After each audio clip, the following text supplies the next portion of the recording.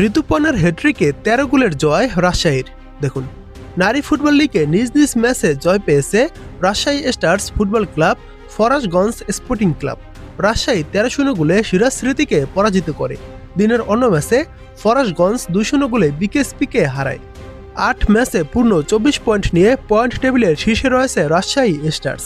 ১১ দলের লিগে আর ২টি ম্যাচ বাকি রয়েছে। শেষ ২ রাউন্ডের খেলা কয়েকদিন পর অনুষ্ঠিত হবে। আগামীকাল সাফ অনূর্ধ্ব-১৯ নারী টুর্নামেন্ট খেলতে কাঠমান্ডুর উদ্দেশ্যে দেশ ছাড়বে বাংলাদেশ। ঋতুপর্ণারা আজ গোল উৎসব করেছে।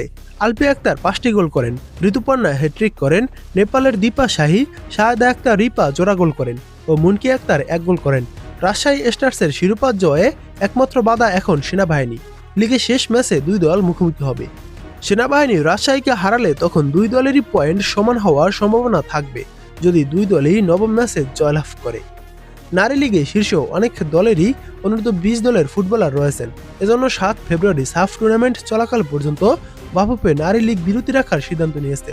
বয়সভিত্তিক জাতীয় দল দেশে ফেরার পর ১০ ও ১৩ ফেব্রুয়ারি সেই ২ রাউন্ড খেলা পরিচালনা করার পরিকল্পনা রয়েছে ফেডারেশনের। ১২ ফেব্রুয়ারি জাতীয় নির্বাচনের ২ দিন আগে ও পরের দিন খেলা পরিচালনা করতে পারবে কিনা সামগ্রিক প্রেক্ষাপটে সেটাও আলোচনা হচ্ছে ফুটবল অঙ্গনে। কারণ জাতীয় নির্বাচনের জন্য প্রিমিয়ার ফুটবল লিগ সপ্তাহখানেক পিছিয়েছে। রাজশাহীর পাশাপাশি ফরাসগঞ্জও ভালো দল গড়েছে। রাজশাহীর বিপক্ষে হেরে যাওয়ায় তারা ৩ পয়েন্ট পেছনে, তাই তারা তাকিয়ে রাজশাহী ও সেনাবাহিনীর ম্যাচের দিকে। যদিও শক্তিমত্তায় রাজশাহী সেনাবাহিনীর ফুটবল দলের চেয়ে এগিয়ে।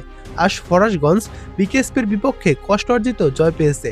মনিকা চাকমা ও শামসুন্নাহার জুনিয়রের গোলে ফরাসগঞ্জ বিকেএসপিকে হারায়। সাফ নারী অনূর্ধ্ব-১৯ চ্যাম্পিয়নশিপের ম্যাচের সময়সূচি আপনারা জানতে চান কিনা আর ম্যাচগুলো কিভাবে দেখবেন এই সমস্ত কিছু জানতে কমেন্ট করে জানাতে পারেন। আমরা সেই অনুযায়ী ভিডিও আনবো আর এগুলো আমরা দিব। তো আমাদের চ্যানেলের সঙ্গেই থাকুন। আর এই নারী লিগের খেলা আপনারা বিএফএফ টিভিতে দেখতে পারবেন ইউটিউবে।